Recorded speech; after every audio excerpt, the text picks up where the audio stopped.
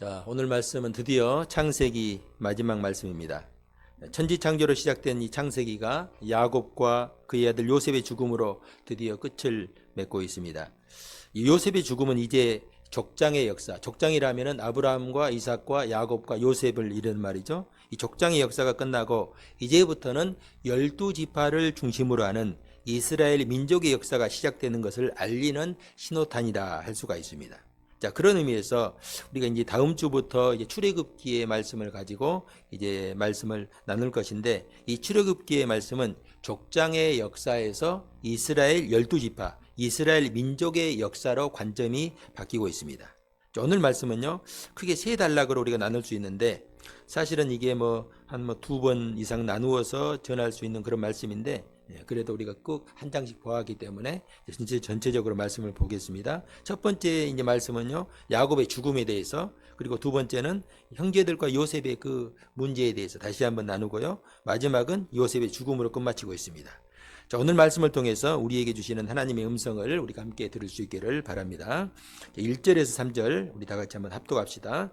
요셉이 그의 아버지 얼굴에 굽으려 울며 입맞추고 그 수종드는 의원에게 명하여 아버지의 몸을 향으로 처리하게 하매, 의원이 이스라엘에게 그대로 하되 40일이 걸렸으니 향으로 처리하는 데는 이 날수가 걸림이며 애굽 사람들은 70일 동안 그를 위하여 곡하였더라. 아멘. 정말로 파란만장했던 이 야곱이 147세의 일기로 생을 마감합니다. 오늘 야곱의 이 죽음을 보면요, 크게 두 가지를 우리가 발견할 수가 있는데요. 하나는 그의 장례식, 야곱의 장례식이 보통의 장례식과는 다르게 성대하게 치러졌다 하는 것입니다. 여기 보면 야곱의 시신에 향으로 처리하는데 40일이 걸렸어요.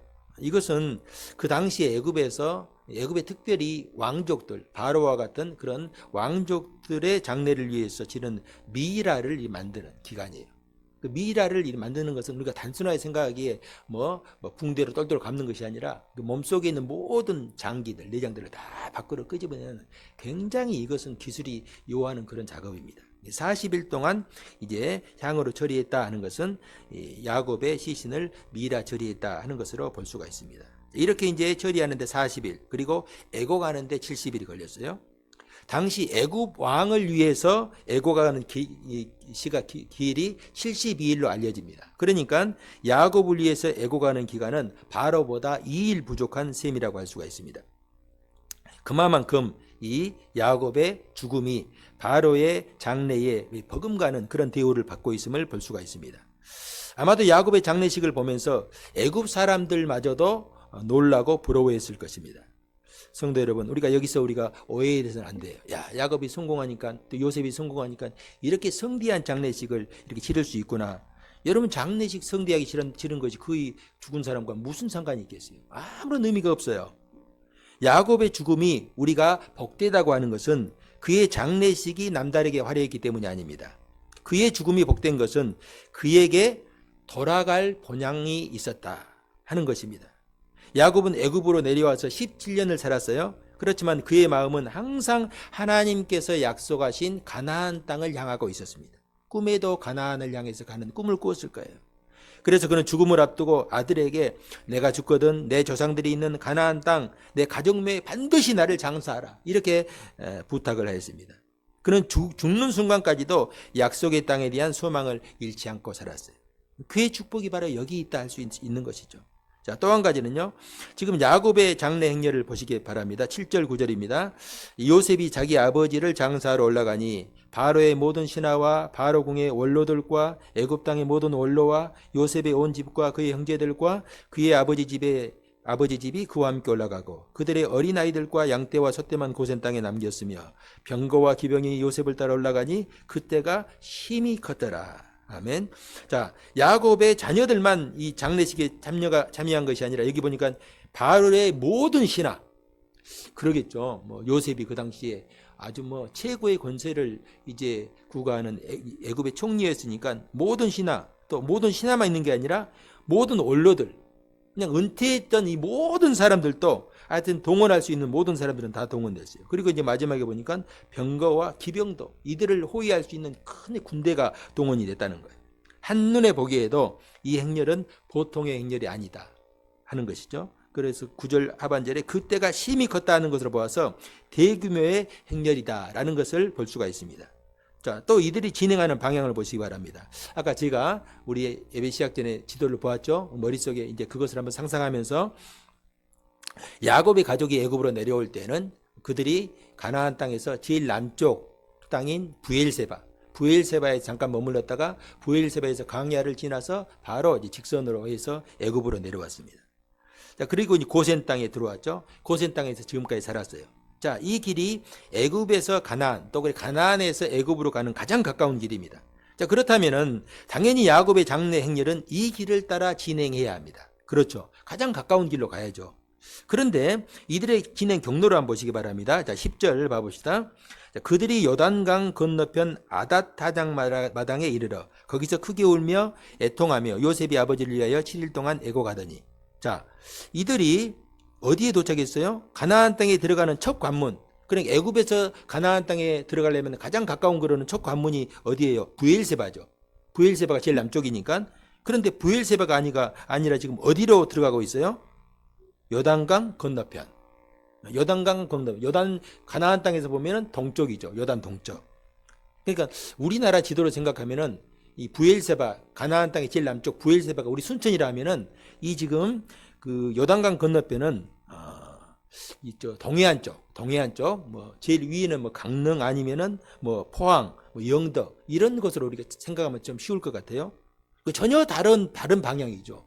왜 가까운 이 방향을 두고 길을 두고 이렇게 멀리 돌아갔을까?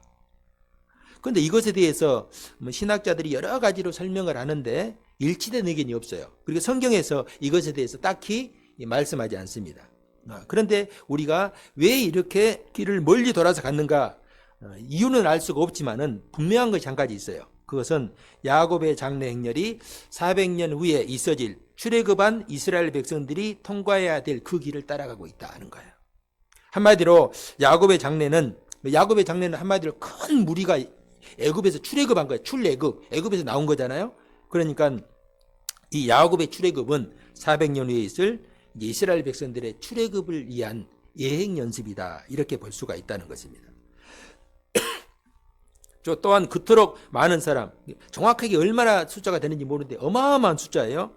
이 수많은 사람들에게 여러분이 지금 그 애굽에서 가나안 땅까지 가는 거리가 가장 빠른 직선 거리로 보름이 되겠으니까 돌아서 저 요단 동편까지 갔다면 한 최소한 몇 달은 걸렸을 거예요. 이런 사람들이 이 장래 행렬 여러분 얼마나 번거롭습니까? 그리고 또 그 과정을 이리 걸어서 올라간다는 게 얼마나 거기에 참여한 사람들에게 고통을 안겨주었을까? 그런데 왜 이런 장래를 고집했을까? 그것은 이스라엘 백성들이 정착해야 할 곳은 애굽이 아니라 약속의 땅 가나안이라는 사실을 이스라엘 백성들에게 강조하기 위함인 거예요. 가나안 땅은 가도 좋고 안 가도 되는 그런 땅이 아니라 반드시 가야 되는 땅이다. 이런 어려움이 있다 해도 반드시 가야 되는 땅이다 하는 것입니다. 아무리 애굽이 살기 좋고 그곳이 젖과 꿀이 흐르는 땅이라고 할지라도 애굽은 영원한 고향이 될 수가 없습니다. 야곱은 이것을 죽음을 통해서 증거하고 있는 것이죠. 히브리서 11장 16절에 보면요. 이 믿음의 조상들은 이렇게 고백을 합니다.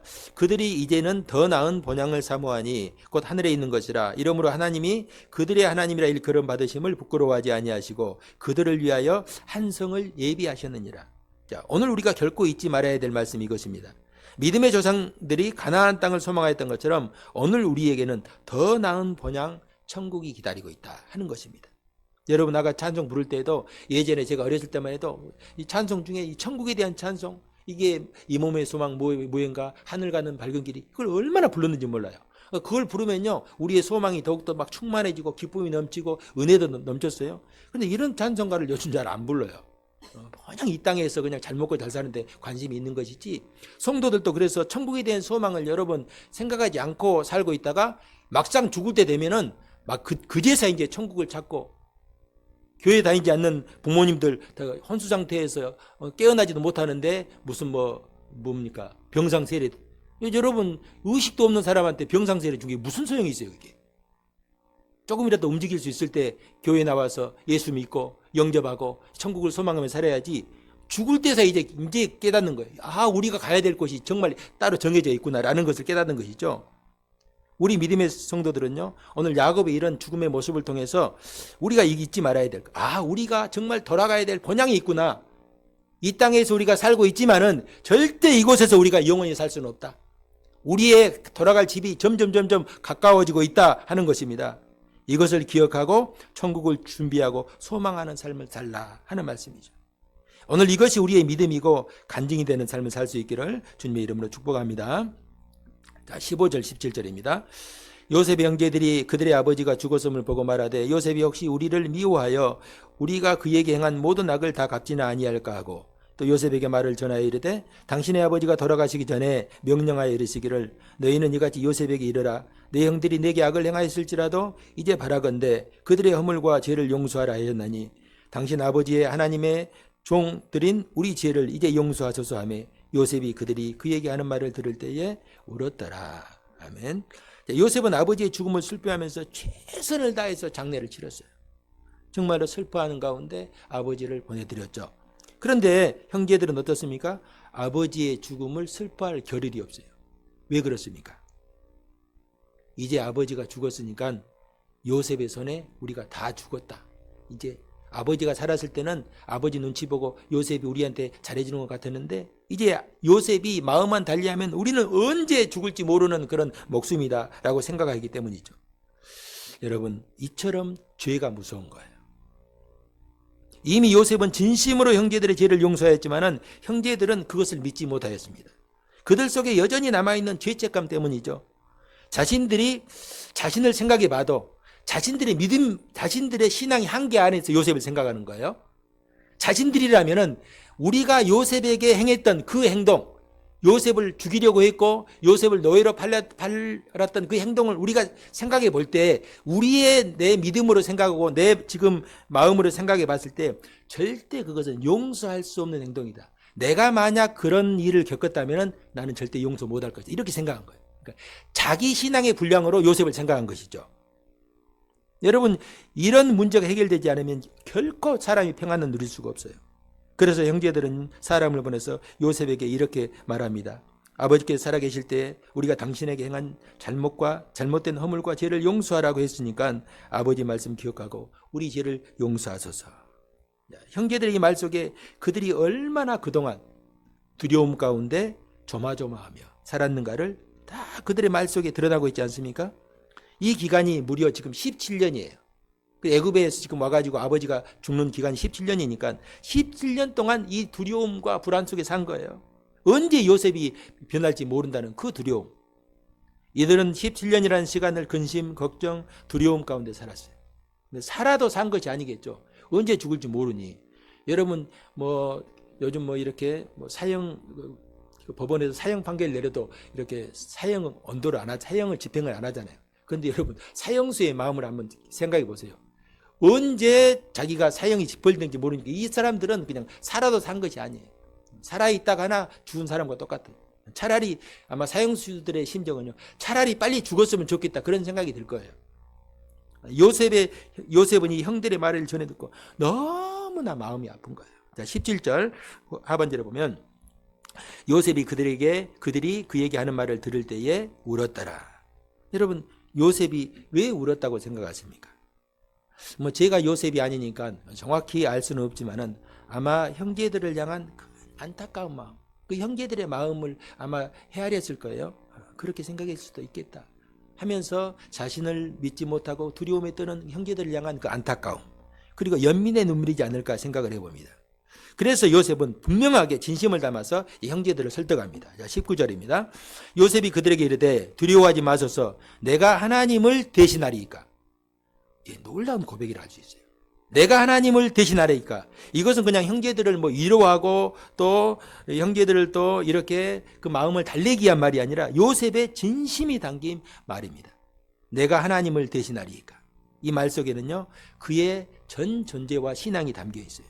이것이 정확하게요, 예수님께서 복음서에 말씀하셨던 지혜로운 청지기의 마음이라고 할 수 있습니다. 여러분, 내가 무엇을 가졌다고 그것을 내 마음대로 사용할 수는 없습니다. 내가 그것을 나에게 맡기신 하나님의 뜻대로 사용할 뿐이에요. 이 지혜로운 청지기의 마음이 이런 거예요. 내가 무엇을 내가 주인으로부터 맡았어요. 이건 누구예요? 누구 거예요? 주인의 것이죠. 내가 맡았다고 해서 이게 내 것이 아니에요. 그러면은 지혜로운 청지기는 주인께서 나에게 이걸 맡겼지 하면서 주인의 뜻에 따라서 이걸 사용하는 것이죠. 저는 우리 성도님들이 요셉과 같은 이 지혜로운 청지기의 마음을 가지고 살 수 있기를 주님의 이름으로 축복합니다. 지혜로운 청지기는 내가 가진 것이 하나님께로부터 온 것임을 기억합니다. 내 가정도 하나님께서 나에게 맡기셨어요. 나의 건강도 하나님께서 주셨어요. 물질도 하나님께서 주셨습니다. 내 자녀도 하나님께서 맡기셨어요. 자, 그렇기 때문에 우리가 이 모든 것을 대할 때 항상 우리는 먼저 하나님의 뜻을 찾고 구할 수 있어야 됩니다. 물론 우리의 마음속에 있는 끊임없이 이기심 그리고 육신의 욕망을 따라 살고자 하는 마음이 요동치는 게 사실이에요. 여러분, 우리가 깨어있지 않으면요, 우리는 나도 모르게 나를 위해 사는 존재일 수밖에 없어요. 내 가정, 내 자녀에게는 그렇게 좋은 부모이잖아요. 한번 우리가 가슴에 손을 얹고 한번 생각해 보세요. 내 가정, 내 자녀에게는 얼마나 좋은 부모입니까? 그런데 여러분 한번 생각해 보세요. 가난하고 불쌍한 이웃, 나의 도움을 필요로 하는 사람들에게는 전혀 다른 사람처럼 행동하고 있는 게 사실 우리의 모습이에요. 여러분, 하나님 앞에 이게 우리의 드러날 모습이에요. 내 가정, 내 자녀를 위해서는 그렇게 그냥 내 속에 있는 것까지도 다 빼서 주는 것이 부모의 모습인데, 사실은 우리의 도움을 필요로 하는 우리의 진정한 이웃에게는 우리가 그냥 눈을 돌리고 모른 척할 때가 얼마나 많이 있습니까? 내 교회, 우리 성도들끼리는 그렇게 사랑하고 좋아하면서 주위의 연약한 교회와 또 선교사님들에게 대해서는 얼마나 인색하게 행동하는지 알 수가 없어요. 조금 후원하면서 그것저것 한 달에 뭐 10만 원, 20만 원, 뭐 30만 원 후원하면서 얼마나 생색을 낸지 몰라요. 매달마다 보고서를 내라. 뭐 보고서 낼 게 뭐가 있어요? 10만 원 쓰고 무슨 보고서를 내겠어요? 보고해라. 1년이 되면 또 보고해라. 여러분, 그리고 또 교회가 또 어려워지면요, 교회가 어려워지고 성도들이 줄으면 교회 예산이 줄잖아요. 그러면은 가장 먼저 교회에서 하는 짓이 뭐냐면 선교사님들 그리고 약한 교회들 돕는 그런 어떤 이 선교 헌금을요 삭감합니다. 거기서부터 삭감해요. 그 삭감은 어쩐 거예요? 그걸 받아가지고 생활했던 분들은 어쩌란 소리예요? 죽으란 소리예요? 이것은요 결코 지혜로운 청지기의 모습은 아니에요. 하나님이 기뻐하시는 교회의 모습은 아니에요. 내가 하나님을 대신하리니까 여러분, 이 요셉의 고백이 오늘 우리 마음속 깊이 좀 박혀가지고 하나님 앞에서 우리가 내가 하나님을 대신하리니까, 이 말이 무슨 말이에요? 대부분의 사람들은 하나님을 대신하여서 내가 하나님처럼 살고 있어요. 내가 내 가정에서, 내 인생의 내 삶에서 내가 하나님이라니까요. 내가 내 마음대로 사는 거예요. 내 돈이니까 내 마음대로 쓰고, 내 삶이니까 내 인생이니까 내 마음대로 사는 거예요. 그건 내가 내 하나님을 대신하여 사는 거예요. 오늘 요셉의 고백, 내가 하나님을 대신하리니까, 이 말씀을 통해서 나와 우리 성도님들이 하나님을 대신하려는 그 유혹을 과감하게 떨쳐버릴 수 있기를 바랍니다. 우리는 늘 깨어서요, 하나님이 나에게 바라신 뜻이 무엇인가, 하나님이 기뻐하신 뜻이 무엇인가 분별하며 살 수 있기를 바랍니다. 자, 또 20절입니다. 당신들은 나를 헤아려 했으나 하나님은 그것을 손으로 바꾸사 오늘과 같이 많은 백성의 생명을 구원하게 하시려 하셨나니. 아멘. 자, 요셉의 시각은 모든 것을 하나님의 관점으로 보려는 통찰력이 생겼어요. 처음부터 그런 건 아니죠. 그의 고난을 통해서, 그의 인생의 삶을 통해서 모든 것이 하나님의 손 안에 있구나 하는 것을 깨달은 것이죠. 여러분, 우리가 어떤 일을 계획하더라도 결국은요 모든 것이 하나님의 뜻대로 되는 거예요. 사람이 아무리 좋은 것을 계획하고 준비하여도 결국은 하나님의 뜻대로 되는 것이 진리입니다. 여러분, 참새 한 마리가 땅에 떨어져 죽는 것도 하나님이 허락 없이는 불가능하다 말씀을 하잖아요.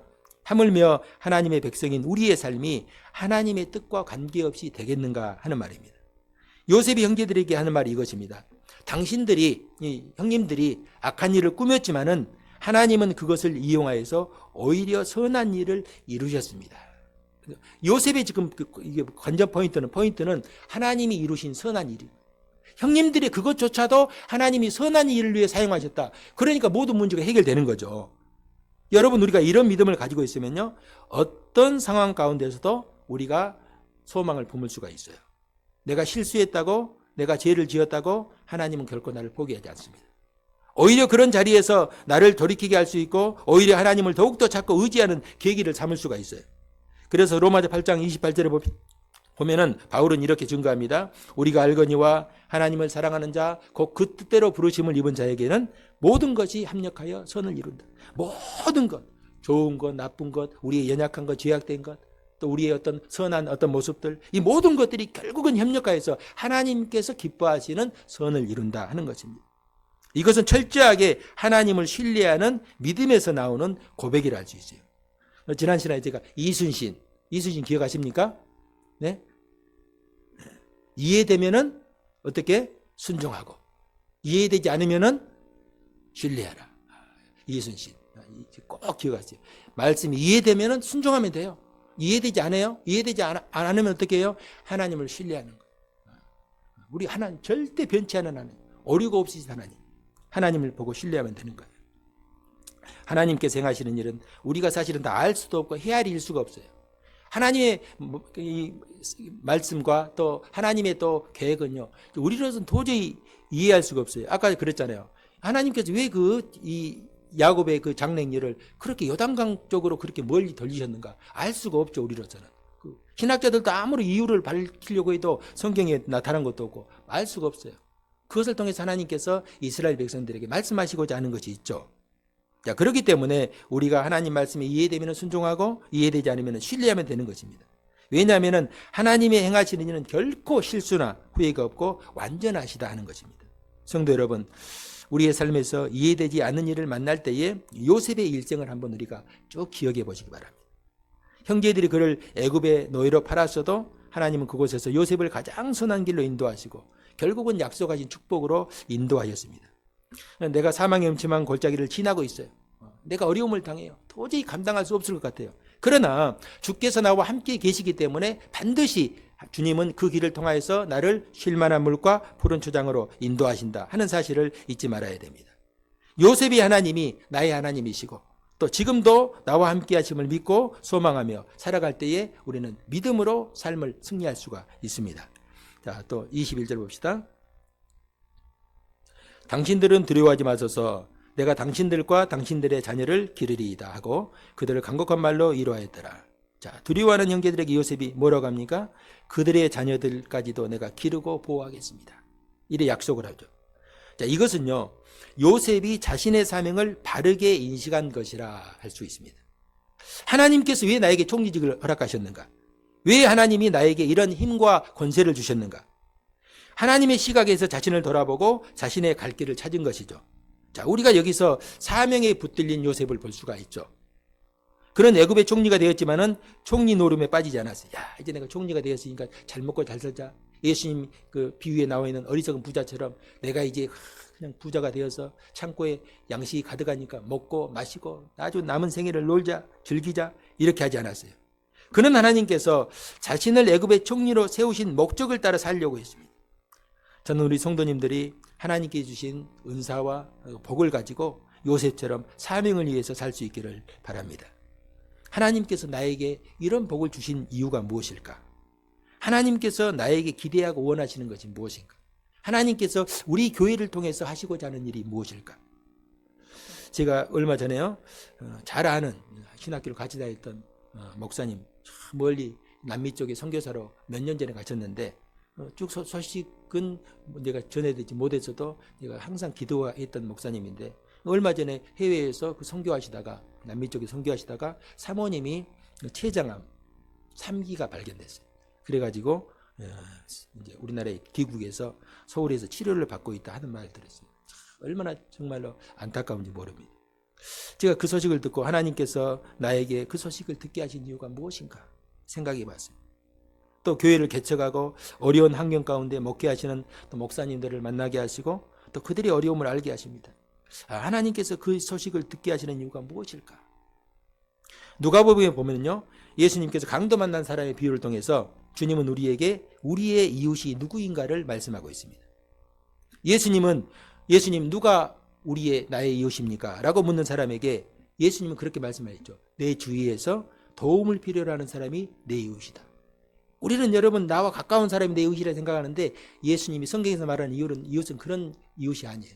이웃은 나의 도움을 필요로 하는 사람이 나의 진정한 이웃이에요. 그 사람에게 예수님께서 어떻게 하라겠어요?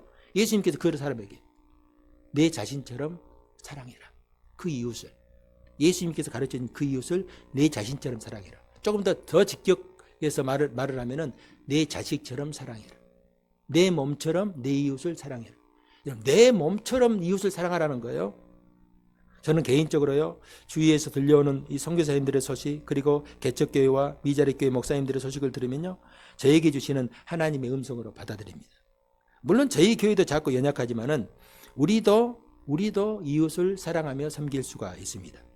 여러분, 예수님께서 과부가 동전 2개, 500원짜리 동전 2개에 헌금함에 넣는 것을 보고 예수님께서 칭찬하시고 그 여인이 많은 것을 넣었다 하면서 그 여인을 칭찬했던 것을 우리가 기억합니다. 여러분, 예수님께서 또 하나님께서 우리에게 많은 건 요구하지 않습니다. 내가 할 수 있는 것으로 최선을 다하면은 주님은 그것을 기쁘게 받으십니다. 지금 내가 받은 축복, 내가 가진 재물은 나 혼자 잘 먹고 잘 살라고 주신 것이 결코 아니에요. 아까 제가 잠깐 언급했던 부자와 거지 나사로에 나오는 이 부자처럼 그게 자신의 소유라고 생각했겠죠. 그러니까 오직 자신을 위하고 자기와 친한 벗들을 불러서 먹고 마시고 즐기며 그렇게 살았어요. 그것이 인생의 가장 행복이라 생각했어요. 그런데 하나님 보시기에 내가 내 것을 가지고 먹고 마시고 즐기며 살았던 그것이 가장 악한 행동이에요. 얼마나 그게 악한 행동이냐면은 부자는 그것 때문에 지옥 갔어요. 여러분, 부자가 살인하지도 않았어요. 도둑질하지도 않죠. 부자니까 간음하지도 않았어요. 그런데 부자가 했던 행동은요, 성경에 나와 있는 아무리 찾아봐도 이웃을 사랑하지 않은 거. 자기 집 대문 앞에 이제 불쌍한 죽어져가는 거지 나사로를 돌아보지 않는 것. 그것밖에 없어요. 그런데 그것 때문에 그가 지옥 간 거예요. 이게 무슨 말입니까? 역으로 생각해 보면 여러분 우리가 천국 가고 지옥 가면 무엇으로 천국 가고 지옥 가요? 오직 믿음으로. 믿음이 있으면 천국 가고 믿음이 없으면 지옥 가잖아요. 그런데 부자는 이웃을 도와주지 않고 사랑하지 않았다고 지옥 갔거든요. 이게 무슨 말이에요? 이 말씀을 역으로 우리가 생각해 보면은 그의 마음속에 하나님을 향한 그리스도를 향한 믿음이 있었다면 결코 그런 삶을 살지 않았을 거라 하는 말씀입니다. 그의 방탕한 삶이 그의 마음속에 하나님을 향한 이 눈꽃만큼의 믿음도 없었기 때문에 그렇게 살았다는 것이죠. 당연히 사랑하고 섬겨야 될 이웃을 사랑하지 않는 행위가 그가 하나님을 사랑하지 않고 이웃을 전혀 사랑하지 않는다는 것을 고발한 거예요. 그의 행위가 그의 죄를 드러내고 고발한 것입니다. 저는 우리 성도님들이 믿음으로 사명을 우리가 기억하고 그 사명에 붙들려 살아갈 수 있기를 주님의 이름으로 축복합니다. 우리 입술로만 주여지하는 것이 아니라 우리의 삶으로 믿음을 드러낼 수 있어야 돼요. 예수님은 다른 것 보지 않습니다. 우리의 삶에서 맺혀지는 삶의 열매를 보고 우리의 믿음을 판단하신다 하는 것을 잊지 말아야 돼요. 자, 마지막으로 26절 한번 봅시다. 요셉이 110세의 죽음에 그들이 그의 몸에 향제를 넣고 애굽에서 입관하였더라. 자, 요셉이 110세를 살았어요. 자, 믿음장이라고 불리는 히브리서 11장에 보면요, 믿음의 조상들에 대해 쭉 열거하는데 거기에 보면 요셉의 믿음을 딱 한 구절로 증거합니다. 요셉이 무슨 애굽에서 고생했다, 죽을 둥 살둥 살았다, 그리고 총리가 이런 거 한 번도 언급하지 않아요. 딱 한 구절 언급하는데 그것이 뭐냐면 믿음으로 요셉은 임종시에 이스라엘 자손들이 떠날 것을 말하고 또 자기 뼈를 위하여 명하였다. 이게 요셉의 믿음이에요. 요셉의 믿음을 두 가지로 정의합니다. 하나는 아버지 야곱처럼 하나님의 언약을 기억하고 붙들었다 하는 것입니다. 그 증거가 그가 죽을 때에 자손들에게 애굽을 떠나 가나안 땅으로 갈 것을 말하였다 하는 거예요. 그의 믿음이요, 사실 언제 드러나냐? 죽기 직전에 드러나는 거예요. 죽기 직전에. 그가 무엇을 붙들고 살았는가? 무엇을 위해 살았는가? 죽기 직전에 이 야곱도 그렇고 이 요셉도 그렇고 애굽을 떠나 가나안 땅으로 너희들은 반드시 갈 것이다. 나도 가지만 너희들도 반드시 갈 것이다. 왜? 하나님께서 그렇게 말씀하셨다는 거예요. 그가 돌아가야 될 본향 가나안 땅을 결코 잊지 않았고 죽어서도 내가 잊지 않겠다 하는 것이죠. 무슨 말이에요? 나는 죽어서도 내가 가나안 땅에 가겠다. 죽어서 가나안 땅에 간다는 것은 말은 내가 하나님께서 나를 위해서 예비하신 영원한 본향으로 내가 갈 것이다 라는 믿음의 고백이죠. 자, 또 한 가지는 애굽을 떠날 때 내 뼈, 여기는 해골이라고 있어요. 내 해골을 가지고 가라 이렇게 명합니다. 요셉은 죽는 순간까지도 가나안 땅에 대한 소망을 버리지 않았습니다. 요셉의 이런 유언이 이제 나중에 성취되는데 참 놀라운 이 성취예요. 아마 이 부분은 찾아보고 우리가 한번 예배를 마치도록 하겠습니다. 자, 출애굽기 바로 이제 창세기 다음에 13장 18절 19절입니다.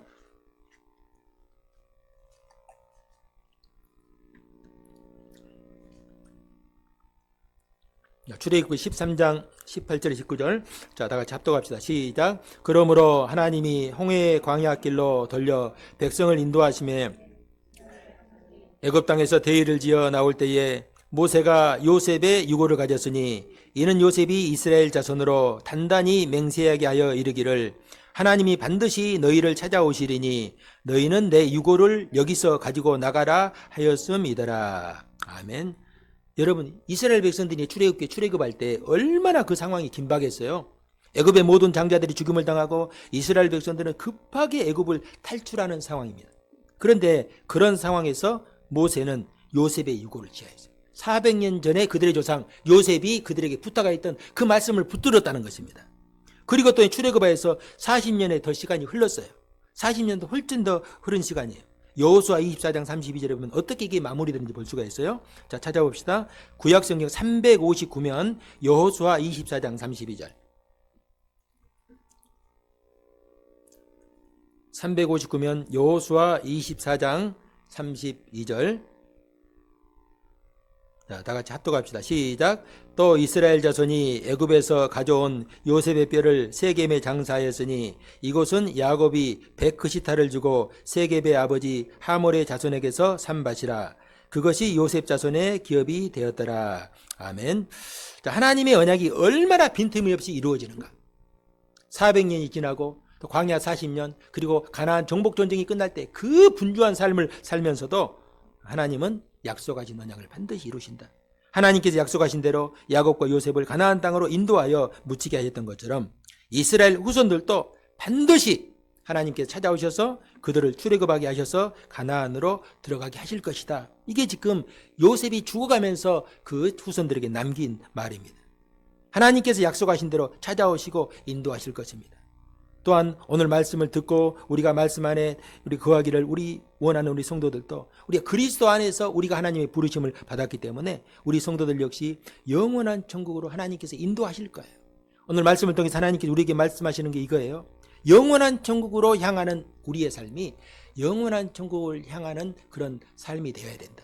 우리의 소망과 목적이 이 썩어질 땅, 없어질 이 땅 육체에 머물지 않고 요셉처럼 야곱처럼 영원한 천국을 소망하는 삶을 살아야 된다. 우리에게 권면하고 있습니다.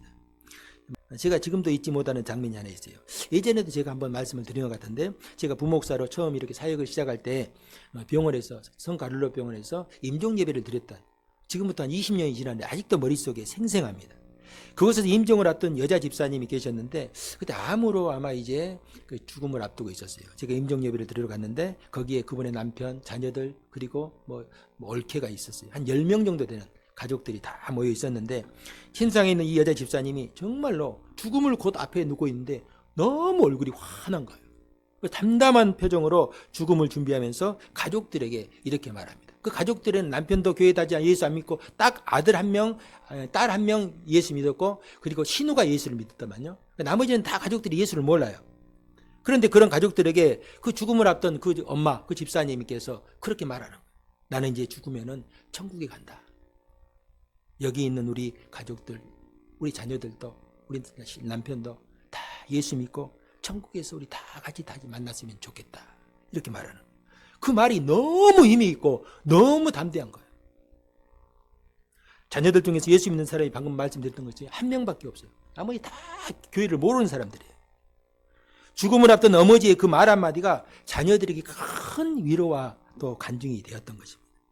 그리고 제가 어머니의 그 말을 듣고 이제 마지막에 이제 임종 예배를 드리는데 그 찬송을 제가 하면서 임종 예배를 드리는데 이게 제가 부르면서도 제가 느낀 게 부르면서 이게 임종 예배인지 무슨 뭐 축하 예배인지 모를 정도로 그 병실 안에 은혜가 가득했던 것을 제가 경험을 했어요. 이 자녀들이 엄마 말을 들으니까 우리도 예수 믿고 천국 가면은 다시 그곳에서 엄마를 볼 수 있겠구나 하는 마음이 든 것입니다. 그 장례를 마친 다음에 모든 자녀들이 다 교회에 나오고 제가 기억으로는 남편도 교회 집사가 되고 자녀들도 집사가 되었어요. 여러분 한 사람의 신앙이 이처럼 중요한 거예요. 사랑하는 성도 여러분, 우리에게는 돌아갈 본향, 천국이 있음을 항상 잊지 말아야 돼요. 야곱처럼 요셉처럼 죽음의 순간이 다가와도 내가 돌아가야 될 영원한 본향을 붙들고 또 소망하며 살아갈 수 있기를 바랍니다. 우리가 이 땅에 살아있을 때는 요셉처럼 하나님께서 기뻐하시는 삶, 하나님께서 원하시는 삶을 살기를 바라고요. 하나님이 우리를 부르실 때는 정말로 요셉처럼 야곱처럼 천국에 대해서 확실하게 내가 자녀들에게 또 내 가족들에게 간증할 수 있는 그런 복된 성도의 삶을 살 수 있기를 바랍니다. 우리가 이 한 주간도 천국을 소망하고 준비하는 성도답게 믿음으로 살아갈 수 있기를 주님의 이름으로 축복합니다.